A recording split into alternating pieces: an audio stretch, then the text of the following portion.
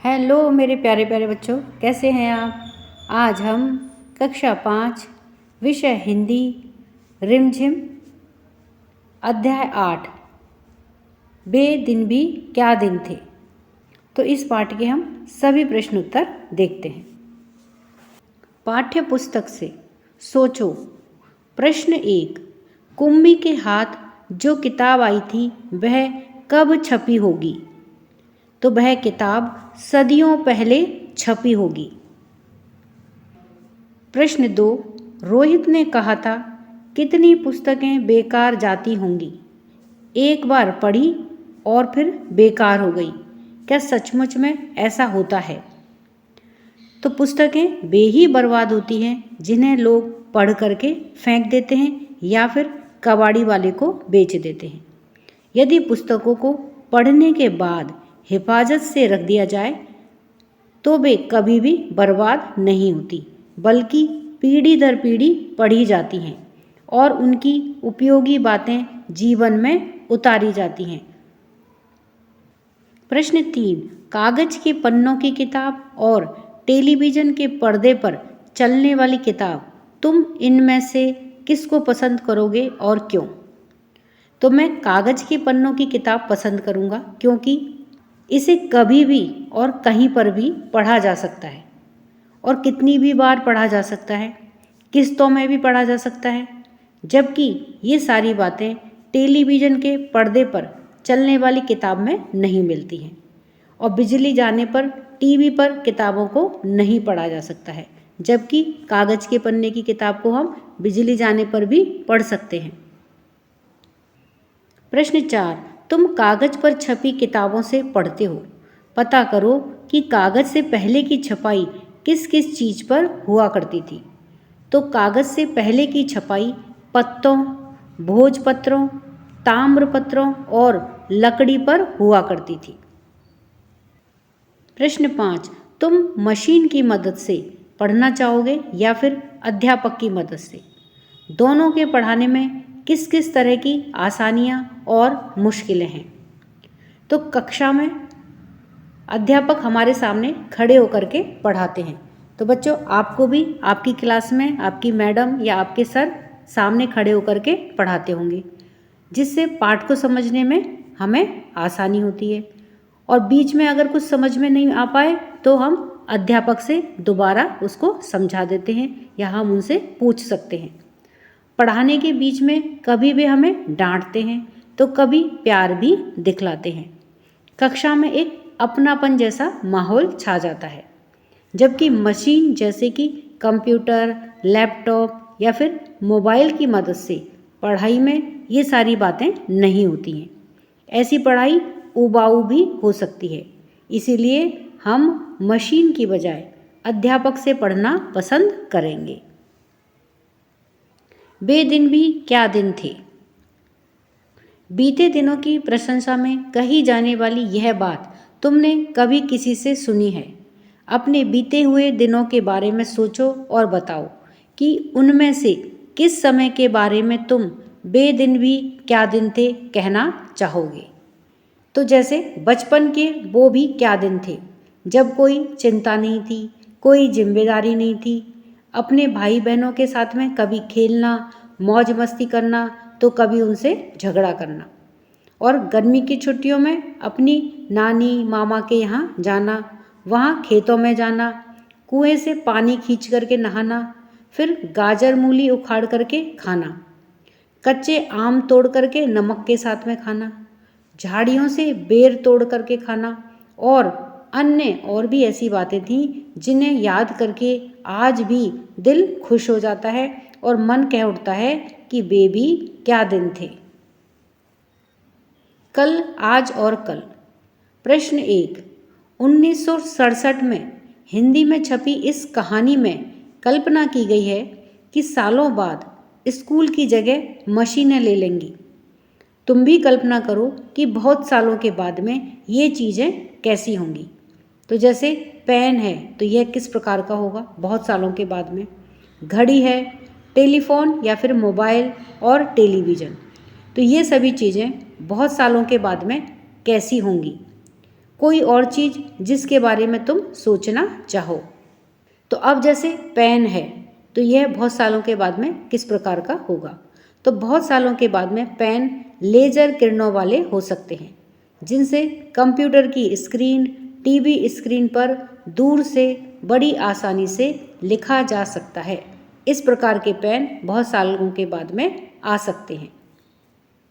घड़ी, बहुत सालों के बाद घड़ी बड़ी सरलता से कंप्यूटर पर, मोबाइल पर उपलब्ध होगी, जिनमें सुइयों की जगह नंबर लिखे होंगे और जिनसे समय को आसानी से देखा जा सकेगा और अलार्म भरा जा सकेगा।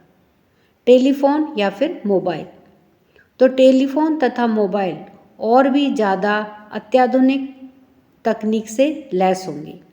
हो सकता है कि इन्हें चश्मे की तरह पहन करके इनका उपयोग किया जा सके।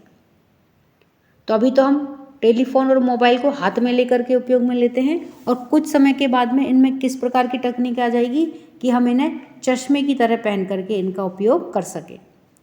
टेलीविज़न यानी कि टीवी, ये और भी ज़्यादा पतली स्क्रीन वाले होंगे, ज़्यादा स्मार्ट हो सकते हैं, जिन्हें दीवार पर कैलेंडर की तरह आसानी से लटकाया जा सकेगा। घर भी अत्याधुनिक हो सकते हैं, जिनमें चुटकी बजाते ही लाइट ऑन या फिर ऑफ हो जाएगी। दरवाजे बैठे बैठे ही रिमोट से खुल जाएंगे और बंद हो जाएंगे। प्रश्न 2, नीचे कुछ वस्तुओं के नाम दिए गए हैं।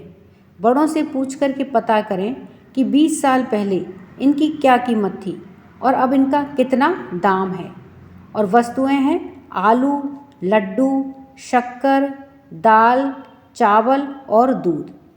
तो 20 साल पहले की कीमत और अब इनका दाम। तो वस्तुओं के नाम में सबसे पहले है आलू। 20 साल पहले की कीमत क्या थी? 75 पैसे का या फिर 1 रुपये प्रति किलोग्राम, यानी कि या तो 75 पैसे का या फिर 1 रुपये का 1 किलोग्राम आता था। और अब इनका दाम कितना है? 20 से लेकर के 50 रुपये प्रति किलोग्राम, यानी कि अब आलू अगर 1 किलो लाएंगे तो वह 20 से लेकर के 50 रुपये तक का आता है। दूसरी वस्तु का नाम है लड्डू। तो लड्डू 15 से 20 रुपये प्रति किलोग्राम, यानी कि लड्डू की कीमत क्या थी 20 साल पहले? 15 से 20 रुपये में 1 किलो आता था, और अब इसका दाम क्या है? 150 से 350 रुपये प्रति किलोग्राम, यानी कि अब 20 साल के बाद में 150 रुपये से लेकर के 350 रुपये का 1 किलो प्रति किलोग्राम, ये लड्डू का अब दाम है। तीसरी वस्तु है शक्कर। तो शक्कर का दाम था 4 से 5 रुपये प्रति किलोग्राम, और अब आज 20 साल के बाद में 35 से 45 रुपये प्रति किलोग्राम, यानी कि अब चीनी का क्या भाव है या शक्कर का क्या भाव है?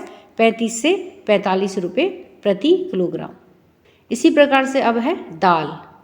तो दाल का 20 साल पहले मूल्य क्या था? 5 से 6 रुपये प्रति किलोग्राम, और अब क्या मूल्य है? 60 से लेकर के 100 रुपये प्रति किलोग्राम। चावल का 20 साल पहले की कीमत क्या है? 7 से लेकर के 13 रुपये प्रति किलोग्राम, और अब इनका दाम क्या है? 30 से लेकर के 80 रुपये प्रति किलोग्राम। दूध का 6 से 7 रुपये प्रति लीटर, यानी कि 1 लीटर कितने का था? 6 या 7 रुपये का, और अब इनका दाम क्या है? 50 से लेकर के 75 रुपये प्रति लीटर। तो 20 साल पहले की कीमत और अब इनका दाम, ये यहाँ पर दिखाया गया है। प्रश्न 3, आज हमारे कई काम कंप्यूटर की मदद से होते हैं। सोचो और लिखो कि अपने व्यक्तिगत और सार्वजनिक जीवन में हम कंप्यूटर का इस्तेमाल किन किन उद्देश्यों के लिए करते हैं। तो यहाँ पर देखिए, एक तरफ व्यक्तिगत दिया गया है और दूसरी तरफ सार्वजनिक उपयोग के लिए हम किस प्रकार से कंप्यूटर का इस्तेमाल करते हैं, तो वह हमें लिखना है। तो आइए इसे देखते हैं। तो कंप्यूटर का इस्तेमाल व्यक्तिगत और सार्वजनिक जीवन में कई तरह से किया जाता है। कंप्यूटर की मदद से हम कई काम कर सकते हैं, जैसे कि किस प्रकार से हम व्यक्तिगत जीवन में उपयोग करते हैं कंप्यूटर का और किस प्रकार से हम सार्वजनिक जीवन में उपयोग करते हैं। तो वह हम इस सारणी में देखते हैं। तो देखिए, व्यक्तिगत जीवन में पढ़ाई लिखाई के लिए, हिसाब किताब रखने के लिए हम कंप्यूटर का उपयोग करते हैं। मनोरंजन के लिए, जैसे कि कोई गेम खेलना है या फिर मूवी देखनी है। गूगल से कोई जानकारी अगर हासिल करनी है तो उसके लिए भी हम कंप्यूटर का उपयोग करते हैं। नौकरी से जुड़े हुए कोई काम हो तो उसमें भी हम कंप्यूटर की मदद लेते हैं। व्यापार का हिसाब किताब रखना और कंप्यूटर की मदद से घर बैठे ही पढ़ाई करना। तो ये तो हमारे व्यक्तिगत जीवन में कंप्यूटर का उपयोग है। अब हम सार्वजनिक जीवन में किस प्रकार से कंप्यूटर का उपयोग करते हैं, तो देखिए, फोटोग्राफी में, रेल और बस की टिकटें बेचना, ई मित्र का कार्य करना, किसी विषय पर खोज करना, कंप्यूटर की मदद से अपने कर्मचारियों का रिकॉर्ड, उत्पादन, बिक्री विवरण, स्टॉक वगैरह बनाना और संभालना। कंप्यूटर की मदद से वैज्ञानिक अपना शोध कार्य पूरा करते हैं और कंप्यूटर की मदद से घर बैठे ही बच्चों को कोचिंग करवाना। तो ये क्या है, इस सार्वजनिक जीवन में हम किस प्रकार से कंप्यूटर का उपयोग करते हैं वह बताया गया है। जानकारी देने या फिर लेने के लिए कई तरीके अपनाए जाते हैं। हम जो कुछ सोचते या महसूस करते हैं उसे अभिव्यक्त करने या फिर बताने के भी कई ढंग हो सकते हैं। बॉक्स में से ऐसे कुछ साधन दिए गए हैं, उनका वर्गीकरण करके नीचे दी गई तालिका में लिखो। तो यहाँ पर देखिए, ये बॉक्स दिया गया है और इस बॉक्स में कुछ साधन दिए गए हैं, जैसे संदेश, फोन, चित्र, फैक्स, इसी प्रकार के अन्य कई इसमें साधन दिए गए हैं। तो इन साधनों को देख करके हमें इनका वर्गीकरण करना है कि ये साधन जानकारी दे रहे हैं या फिर भावनाएं प्रेषित करने के लिए काम में लिए जाते हैं। तो इनका हमें वर्गीकरण करना है। तो आइए इनका वर्गीकरण देखते हैं। ऊपर लिखी चीज़ें एक तरफा भी हो सकती हैं और दो तरफा भी। तो जिन चीज़ों के जरिए एक तरफा संप्रेषण होता है, संप्रेषण का मतलब अपनी बात को कहना, तो एक तरफा ही जब बात कही जाती है तो वह क्या हुआ, एक तरफा संप्रेषण होता है। उनके आगे एक सिंगल तीर का निशान लगाओ और दो तरफा संवाद की चीज़ों के आगे तीर के निशान दोनों तरफ लगाओ। यानी कि दोनों तरफ का मतलब क्या हुआ कि इससे सूचनाओं का आदान प्रदान दोनों तरफ हो रहा है। यानी कि कहने वाला भी अपनी बात कह रहा है और जो सुनने वाला है वह उसका जवाब दे रहा है। तो इस प्रकार से हमें तीर के दोनों तरफ तीर निशान लगाना है।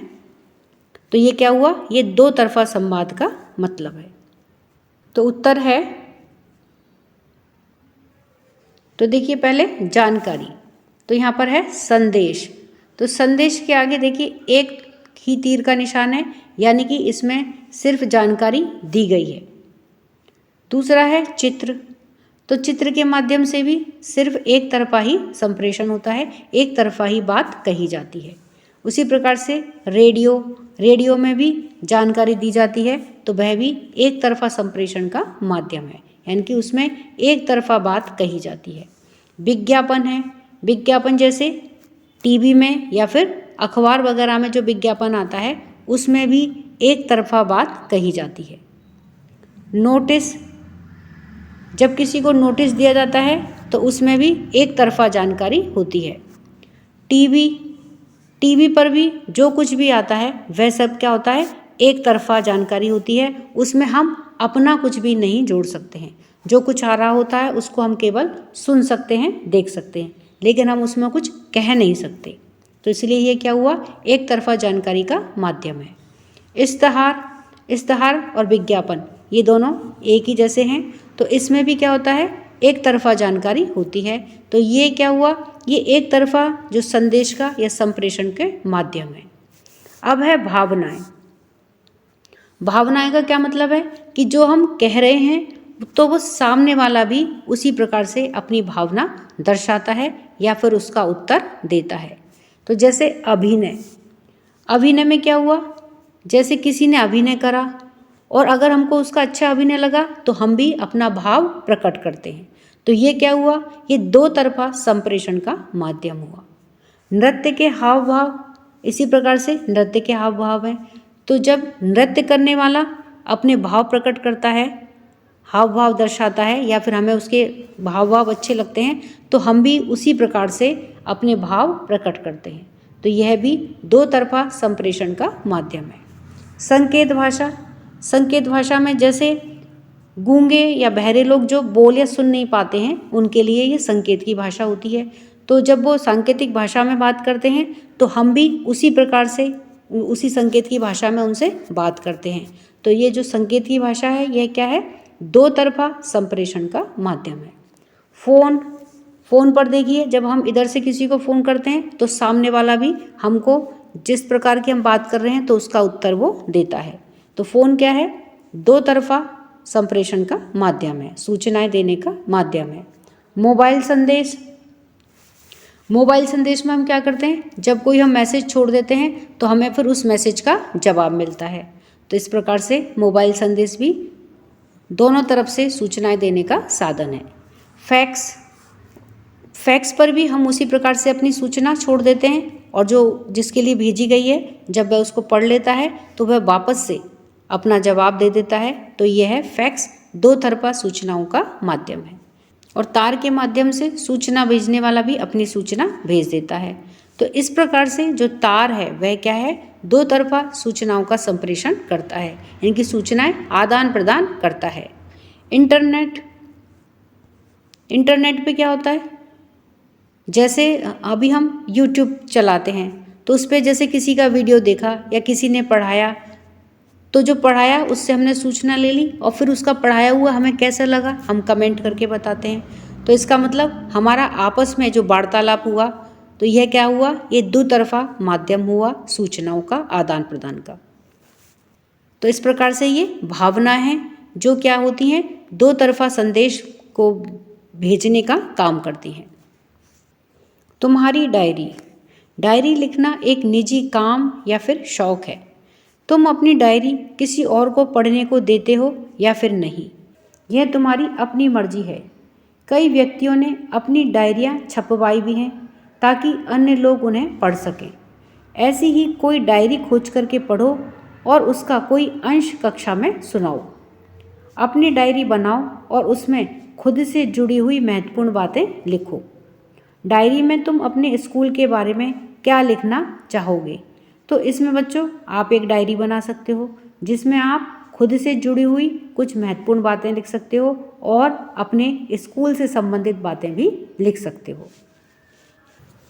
मुझे डायरी का लिखने का शौक है।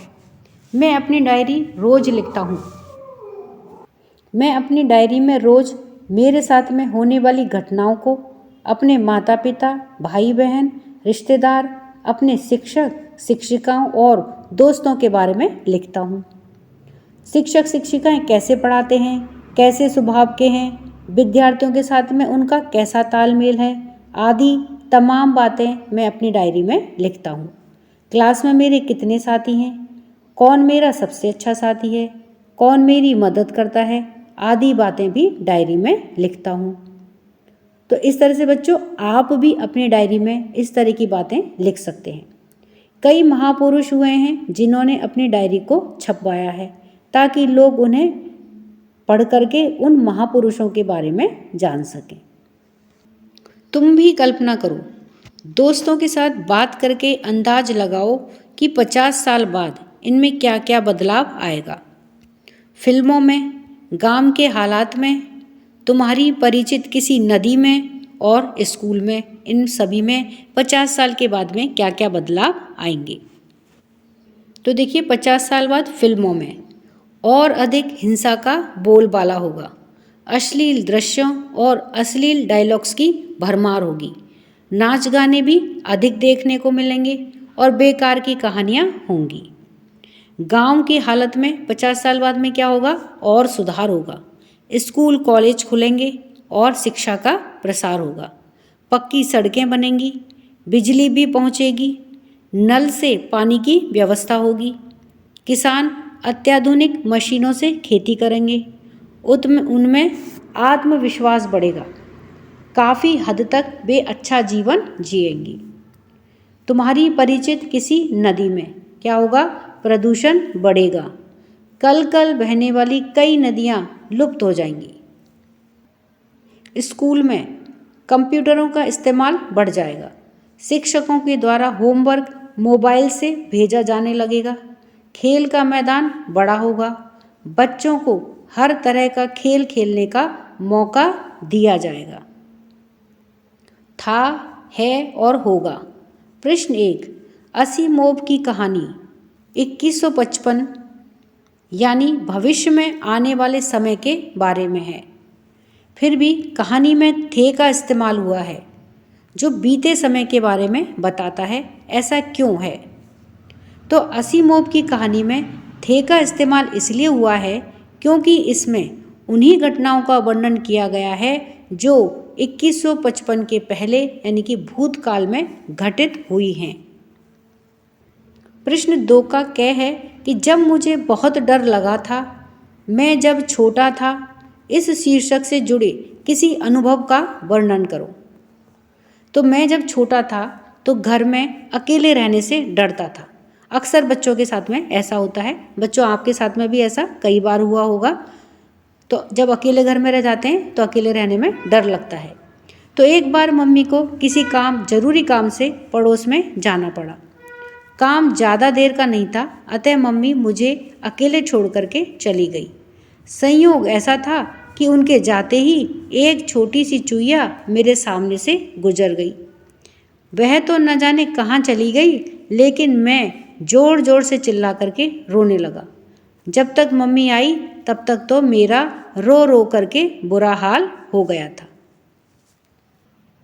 प्रश्न 2 का ख है कि तुम्हें मैं शीर्षक से एक अनुच्छेद लिखना है। मैं शीर्षक है जिसका, उससे एक अनुच्छेद लिखना है। अपने स्वभाव, अच्छाइयों, कमियों, पसंद नापसंद के बारे में सोचो और लिखो। या फिर किसी मैच का आंखों देखा हाल ऐसे लिखो मानो कि वह अभी तुम्हारी आंखों के सामने हो रहा है, यानी कि आपको लाइव कमेंट्री करनी है। तो मेरा नाम सुकन्या है। मैं अपने माता पिता और एक छोटे भाई के साथ में रहती हूँ। मैं स्वभाव से बहुत कोमल हूँ, किसी को भी दुखी नहीं देख सकती। यथासंभव ज़रूरतमंदों की सहायता करने में विश्वास रखती हूँ। मेरे इस स्वभाव के कारण घर और स्कूल दोनों में ही मुझे सभी बहुत प्यार करते हैं। लेकिन मुझ में 2 बहुत बड़ी कमियां हैं। पहली तो मैं बहुत जल्दी गुस्सा हो जाती हूँ, और दूसरा सुबह उठने में मुझे बहुत आलस आता है। तो ये तो बच्चों, आप में भी ये दोनों कमियां तो अवश्य ही होंगी। मुझे रोना धोना बिल्कुल भी पसंद नहीं है। बुजुर्गों की मदद करना मुझे बहुत अच्छा लगता है। तो ये तो मुझे मेरे अंदर अच्छाई हैं, और मेरे अंदर कमियां क्या हैं कि मुझे गुस्सा बहुत जल्दी आ जाता है और मुझसे सुबह नहीं उठा जाता है। तो इसी प्रकार से बच्चों, अगर आपके अंदर भी इनके अतिरिक्त कुछ और अच्छाइयाँ या फिर बुराइयाँ हों तो आप उनको भी लिख सकते हो।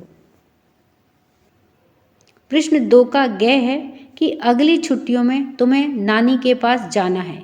वहाँ तुम क्या क्या करोगे, कैसे वक्त बिताओगे, इस पर एक अनुच्छेद लिखो। तो अगली छुट्टियों में मैं अपनी माँ और छोटे भाई के साथ में नानी के पास में जाऊँगा। वहाँ पूरी छुट्टी रहूँगा। नानी के घर के पास में एक बहुत बड़ी नहर है। नहर क्या होती है? नदी का छोटा ही रूप होती है। उसमें मैं रोज़ नहाऊँगा। आसपास के लड़के और लड़कियों से दोस्ती करूँगा और शाम के वक्त में उनके साथ में तरह तरह के खेल खेलूँगा। टीवी बिल्कुल नहीं देखूँगा। कभी कभी नाना जी के साथ में सब्जी खरीदने के लिए बाजार जाऊँगा और वहाँ से खाने की चीज़ें लाऊँगा। मेरी नानी को कहानियाँ बहुत याद हैं। रोज़ रात में मैं उनके पास में सोऊंगा और मज़ेदार कहानियाँ सुनूंगा। तो इस प्रकार से मैं अपनी जो छुट्टियों का वक्त है मैं इस प्रकार से बिताऊंगा। तुमने जो 3 अनुच्छेद लिखे उनमें से पहले का संबंध उससे है जो बीत चुका है, दूसरे में अभी की बात है और तीसरे में बाद में घटने वाली घटनाओं का वर्णन है। इन अनुच्छेदों में इस्तेमाल की गई क्रियाओं को ध्यान से देखो। ये बीते हुए, अभी के और बाद के समय के बारे में बताती हैं। तो इस प्रकार से बच्चों हमने इस पाठ के सभी प्रश्न उत्तरों को देखा है। वीडियो पसंद आने पर वीडियो को लाइक करें, शेयर करें। चैनल पर नए हैं तो सब्सक्राइब करना ना भूलें। मिलते हैं नए वीडियो में। इसी के साथ धन्यवाद।